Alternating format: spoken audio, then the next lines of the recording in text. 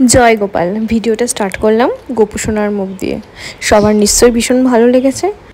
আজ তোমাদের সাথে শেয়ার করতে চলেছি একটা travel blog. Hello, good morning, welcome back to my channel. সবাই কেমন আছে? আশা করছি নিশ্চয়ই ভালো আছে এবং আমিও খুব খুব খুব ভালো আছি, বিকজ আজকে আবার ঘুরতে যাচ্ছি এই উইকেন্ডে। আমরা যাচ্ছি মাইসোর। আর এই যে গোপু সোনাও রেডি হয়ে রয়েছে আমার কোলে। আর একটা জিনিস দেখায়, দাঁড়াও। বাইরে পুরো খুলে কুয়াশা আর কুয়াশা। আমাদের বেরোনোর কথা ছিল ভোর 5টায়, বাট আমরা বেরোতে পারিনি এত কুয়াশার জন্য। এখন 7টা বেজে গেছে, তাও এত কুয়াশা। জানি না কখন গিয়ে পৌঁছাবো।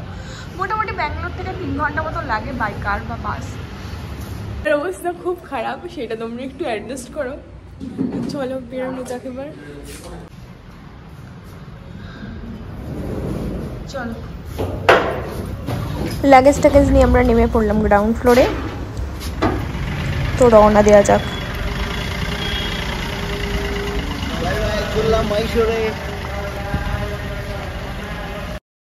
গোপু সোনা কোলের মধ্যে হেলতে দুলতে দুলতে যাচ্ছে, খুব আনন্দ তার।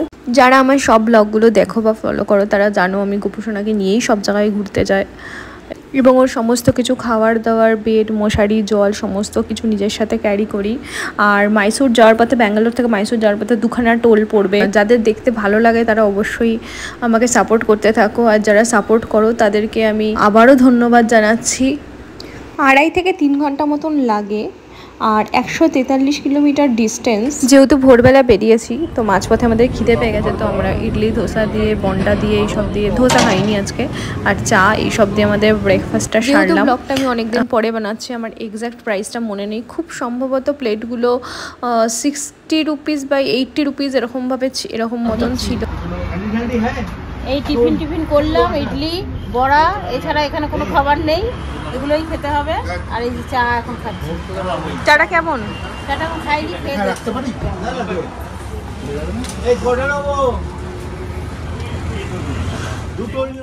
আফটার ব্রেকফাস্ট আমরা আবার জার্নি স্টার্ট করলাম মাইসোরের পথে। রাস্তাটা অসাধারণ সুন্দর এবং পরিষ্কার পরিচ্ছন্ন, ভীষণ ভালো লাগছে। সাথে আকাশটা দেখতে। বেস্ট রুট হচ্ছে NH 275 মাইসোর রোড। আমরা অনেকটাই কাছাকাছি চলে এসেছি। সেন্ট ফিলোমিনাস ক্যাথেড্রাল চার্চ, যেটা সকাল 6টা থেকে সন্ধ্যা 8টা অবধি খোলা থাকে, এটা একটি দর্শনীয় স্থান। এখানে আমরা লোকাল লোকজনের থেকে যেগুলো দরকার জানার সেগুলো জিজ্ঞেস করছি। দাদা ভীষণ ভালোভাবে আমাদের হেল্প করেছে।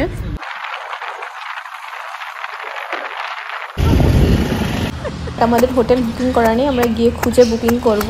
সবারই ঘুরতে আসার একটা প্ল্যানিং, বাজেট প্ল্যানিং সমস্ত কিছুই থাকে, ডে প্ল্যানিং থাকে। তো চলো ভেতরে যাওয়া যাক, সব জানা যাক।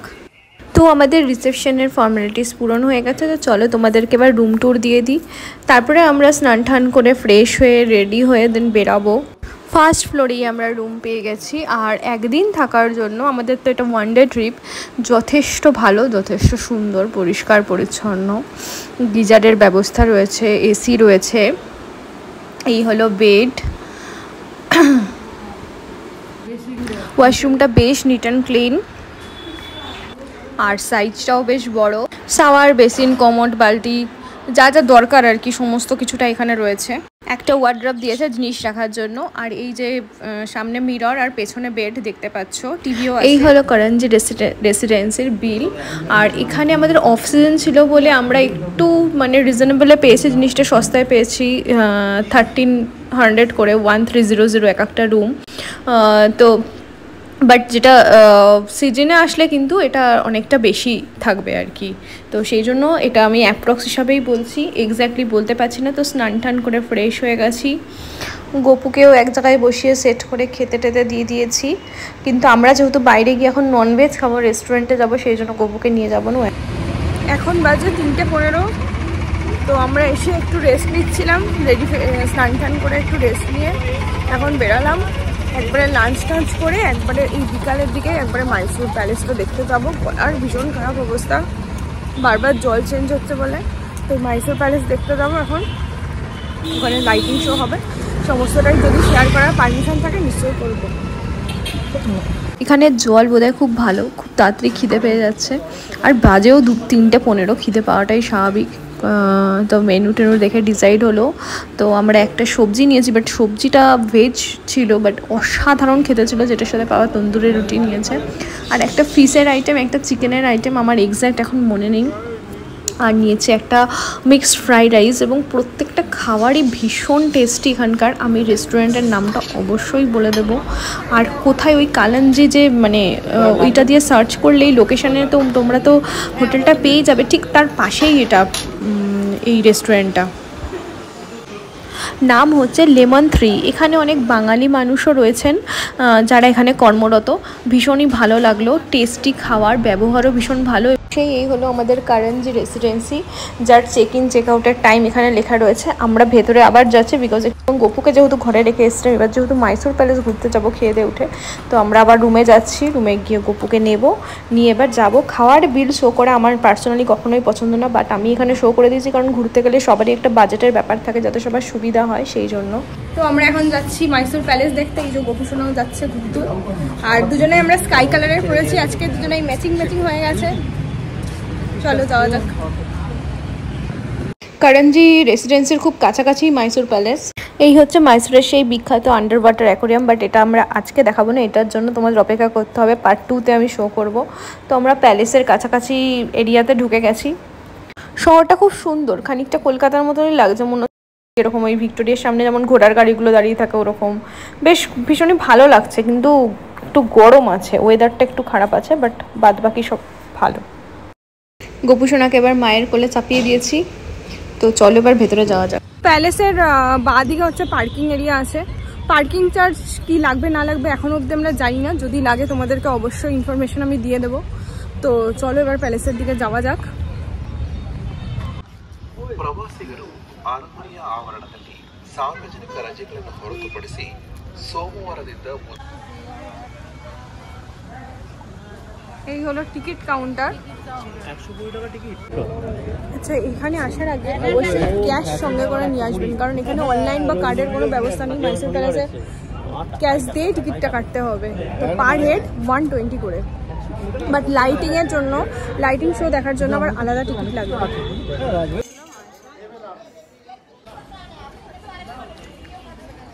এই যে কবে থেকে আসবো করছিলাম জোরে, কবে থেকে আমরা আসবো প্ল্যান ছিল, এই আজকে একটা সেটা সাকসেস হলো এই মাইসোর প্যালেস দেখার জন্য।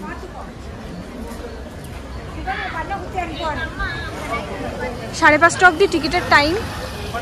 তো 5:30 আমাদের টিকিট কেটে আপনারা পুরো এরিয়াটা ঘুরতে পারবেন, বাট লাইটিং শো এর জন্য আলাদা টিকিট কাটতে হবে। আমরা এখন হেঁটে হেঁটে যাচ্ছি মাইসোর প্যালেসের দিকে। সাথে থাকুন এবং পুরো ভিডিওটা দেখতে থাকুন। আমি এই প্যালেস সম্পর্কে যাবতীয় তথ্য এবং এর হিস্ট্রি সমস্ত কিছু ডিটেলস শেয়ার করব ধীরে ধীরে। ভেতরে এখানে ড্রিঙ্কিং ওয়াটারের ব্যবস্থা আছে, কেউ যদি বোতল সঙ্গে নিয়ে আসেন বা গ্লাসও রাখা আছে, জল পিপাসা পেলে খেতে পারেন। আর গেট থেকে ঢুকে ভেতরে এতটাই হাঁটা যে জল পিপাসা পাবেই অবধারিত। কেমন লাগছে প্যালেসে এসে?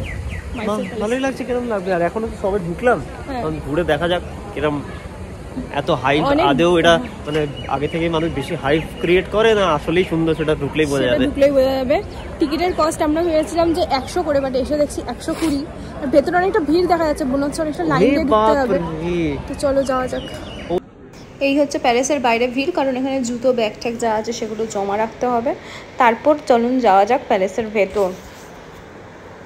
যেটা এতদিন ধরে শুনে এসেছি এবং ভিডিওতে দেখে এসেছি, সেটা আজ নিজের চোখে দেখার পালা। কর্ণাটক ভ্রমণে কেউ এলে বা মাইসোরের কাছাকাছি যারা থাকেন 3 ঘন্টা 6 ঘন্টার ডিস্টেন্সে, অবশ্যই মাইসোর প্যালেস তথা মহীশূর প্যালেস বা রাজবাড়ি অবশ্যই ভ্রমণে আসবেন। সকাল 10টা থেকে বিকাল 5:30 পর্যন্ত খোলা থাকে। আর প্রাসাদ দেখার নিয়মাবলী, পর্যটকেরা 3টি গেট দিয়ে ঢুকতে পারেন। প্রাসাদ চত্বরে দক্ষিণের বরাহ ও অম্বা বিলাস গেট এবং উত্তরের জয়রাম বলরাম গেট দিয়ে ঢুকতে পারেন। রবিবার ও সরকারি ছুটির দিন বাদ দিয়ে প্রাসাদে দর্শক সাধারণের জন্য লাইট অ্যান্ড সাউন্ড শো হয়। এর মধ্যে ইংরেজিতে শো হয় বৃহস্পতিবার থেকে শনিবার সন্ধ্যে 7টা থেকে রাত 8টা পর্যন্ত। টিকিটের মূল্য প্রাপ্তবয়স্কদের জন্য 120 টাকা এবং অপ্রাপ্তবয়স্কদের জন্য 50 টাকা। এবার জানা যাক একটু মাইসোর প্যালেসের হিস্ট্রি সম্বন্ধে। ভারতের অতীত ইতিহাস নানা দিক থেকে সমৃদ্ধ। এই দেশে এক সময় ছিল শত শত রাজরাজার রাজত্ব, তারই ফলস্বরূপ দেশ জুড়ে গড়ে উঠেছে অসংখ্য প্রাসাদ। প্রতিটি কিছু না কিছু বিশেষত্ব রয়েছে। বেশিরভাগ প্রাসাদে মিশ্র সংস্কৃতির প্রাসাদের নজির। বেশ কিছু প্রাসাদ রোমান স্থাপত্য শৈলীতে অনুপ্রাণিত, আবার বেশ কিছু প্রাসাদ ইসলামিক স্থাপত্যে প্রভাবিত। তার মধ্যে এই মহীশূর প্রাসাদ একটি অন্যতম এবং বিখ্যাত। মাইসোর রাজাদের বাসভবন ছিল এই প্রাসাদ। এখানেই বসত রাজাদের, রাজা দরবারের। পুরনো দুর্গ তথা প্রাসাদটি তৈরি হয়েছিল 14 শতকে। ইয়াদু রায়া রাজাদের হাতে বারবার এই প্রাসাদের সংস্কার হয়েছে এবং রাজত্ব হাতবদলও হয়েছে। শেষ পর্যন্ত আসে ওয়েদেয়ার রাজাদের হাতে। পুরনো দুর্গ তথা প্রাসাদটি ছিল কাঠের তৈরি। 1896 সালে একটি বিবাহ অনুষ্ঠানকে কেন্দ্র করে প্রাসাদ ভস্মীভূত হয়। এখানে মিরর ইমেজ নেওয়ার ব্যবস্থা রয়েছে, তার সাথে আমরাও নিয়ে নিলাম গ্রুপি। আর এই যে কাঠের কাজগুলো দরজায় আমার ভীষণ ভালো লেগেছে, আমি তাই একটু ক্লোজ তোমাদেরকে দেখাচ্ছি। এখানে রয়েছে রাজা রানীদের ফটো গ্যালারি, তার সাথে নামগুলো উল্লেখ করা আছে। রাজা চতুর্থ কৃষ্ণরাজ ওয়েদেয়ার এবং তার মা মহারানী কিম্পানান জার্মানি দেবী ব্রিটিশ স্থপতি হেনরি আরউইনকে নতুন প্রাসাদ নির্মাণে বরাত দেন। পাথর, ইট, কাঠ দিয়ে নতুন প্রাসাদ নির্মাণ সম্পন্ন হয় 1912 সালে। ভারতের সবচেয়ে রাজকীয় প্রাসাদ, যার চারপাশে শুধু স্বর্ণ আর স্বর্ণ। প্রায় 750 ভরি স্বর্ণ দিয়ে তৈরি এক চোখ ধাঁধানো সিংহাসন রয়েছে এই প্রাসাদের ভেতর। 1912 সালে যে ধরনের মোজাইক ব্যবহার করা হতো সেই জিনিস দিয়ে এখানে কারুকার্য বা ভাস্কর্য করা রয়েছে, যেগুলো ইতালি থেকে আনা হয়েছিল। এই প্রাসাদের বিভিন্ন আর্কিটেকচারগুলো করার জন্য এখানে প্রায় 200 কেজি স্বর্ণের ব্যবহার করা হয়েছে। এই রহস্যময় দরজাটি বন্ধই থাকে। আর এত সুন্দর প্রাসাদের ভেতর কার না মন চাইবে বলো নিজের কয়েকটা ছবি তুলতে? তো সেই জন্য আমরা কয়েকটা ছবি তুলে নিলাম, যেগুলো স্মৃতির পাতায় থাকবে এবং আমার ব্লগিংয়েও থাকবে সারা জীবন ভিডিওতে, মানে স্মৃতি আবদ্ধ হয়ে। কারণ I love to capture good memories, good moments. Mysore রাজপ্রাসাদের জানলা দিয়ে ভেতরের পোর্শনটা, যেখানটাতে যাওয়া যায় না, নিষেধ রয়েছে, সেই পোর্শনটা কীরকম লাগছে দেখতে সেটা একবার আপনাদের ঘুরিয়ে দেখিয়ে দিলাম।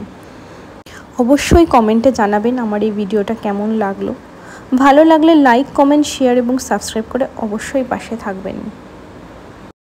ব্লগারদের যা কাজ তাই করছি, আর নিজেদেরও কিছু সুন্দর সুন্দর রিলস বানিয়ে নিচ্ছে। কারণ এত সুন্দর জায়গায় সবসময় যাওয়ার তো সময় সবার হয় না বা সুযোগও হয় না।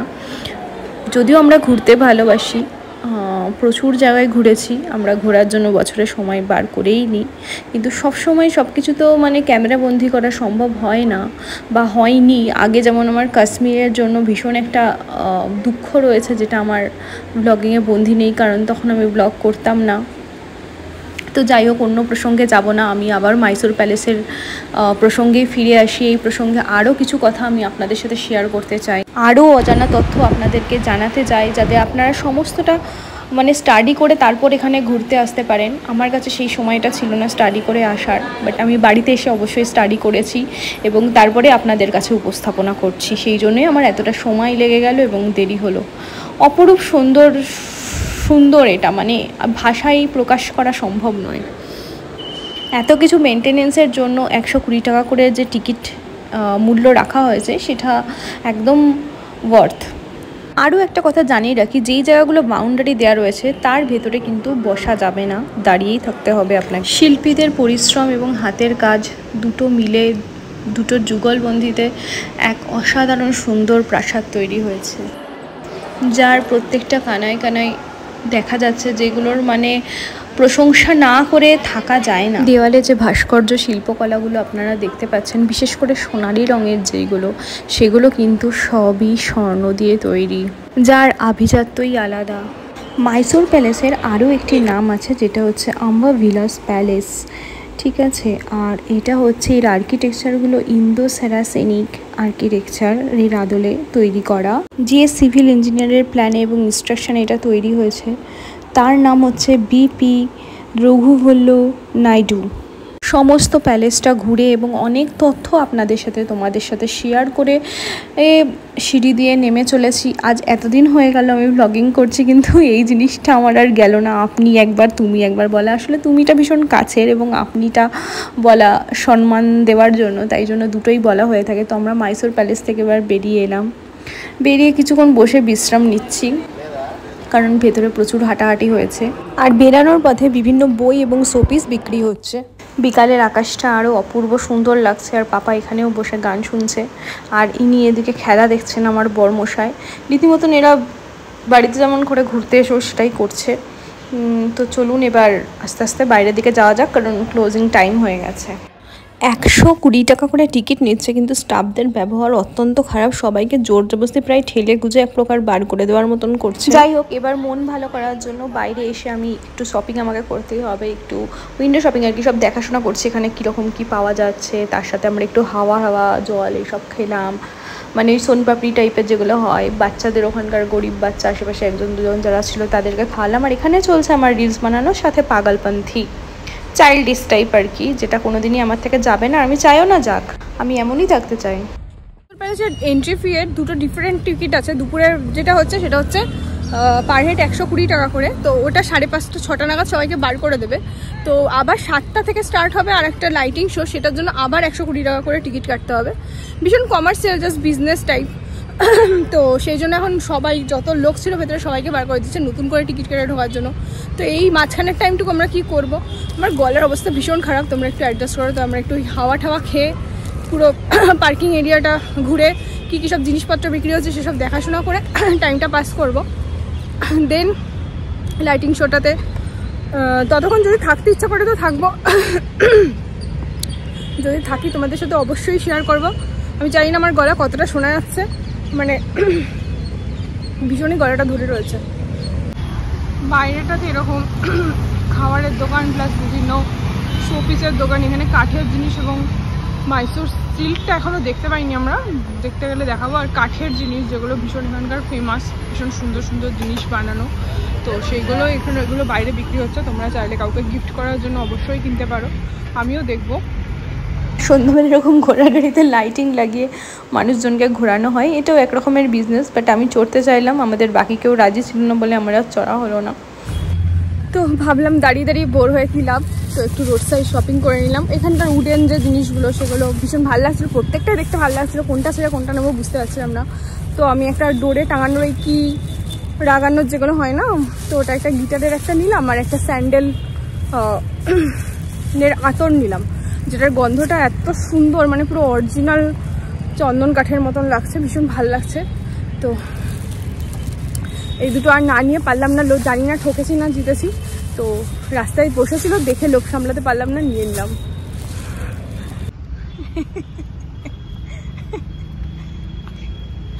কেমন লাগছে খেতে?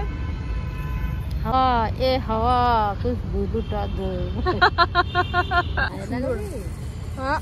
অরিজিনাল মনে হচ্ছে।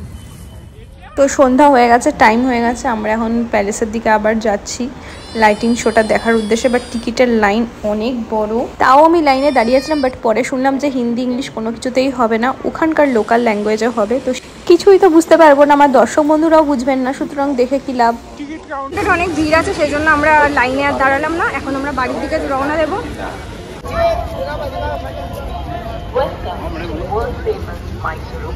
এগুলো সব ওল্ড কয়েনের কালেকশন, কিছু মূর্তি, ব্রাশ মূর্তি, তোমরা চাইলে এখান থেকে কিনতে পারো। বাট আমার আর ভাইয়ের কাছে বেশ কিছু কালেকশন আছে, তাই আমরা আর নিচ্ছি না।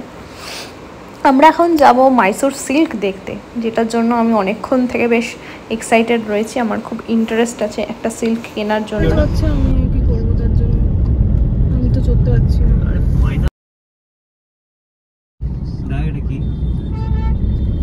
জানি না, দুটা তো বেশ না, এটা এন্ট্রি গেট না, এটা কোনো একটা গেট যেটাতে এখন এন্ট্রি হয় না হয়তো। এখান দিয়ে তো আমরা ঢুকলাম, এগুলো নেমে নেমে তো একটা ফটো তুলি। জানি না এগুলো কি,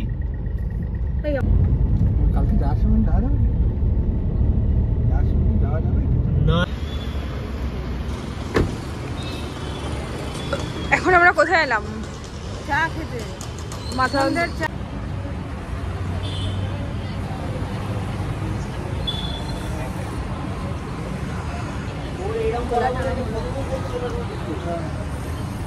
পাপার শরীরটা ভালো লাগছিল না, তাই পাপাকে আমরা হোটেল রুমে রাখলাম, রেখে কিছু ওষুধ কিনতে বেরোলাম। তার সাথে এখানে মাইসোর সিল্কও দেখতে এসেছি। চলুন ভেতরে যাওয়া যাক। ফার্নিচার দেখলেও না আমার ভীষণ লোভ লাগে, কাঠের কি সুন্দর সুন্দর ফার্নিচার। যদিও এগুলো কেনার অকাত আমার নেই, আমি খুবই সাধারণ মানুষ। আর তার সাথে বিভিন্ন শোপিস রয়েছে এখানে, চন্দন কাঠ, আসল হাতির মুখগুলো এত সুন্দর, দারুণ লাগছে। যদিও আমি একটা হরিণের মুখ অলরেডি কিনে ফেলেছি কাঠের বাইরে থেকে। আর এই হচ্ছে সিল্কের কালেকশন। আমার মাত্র একটা দুটো শাড়ি পছন্দ হয়েছিল, বাট বাজেট ফ্রেন্ডলি হচ্ছিল না বলে আমি নিইনি।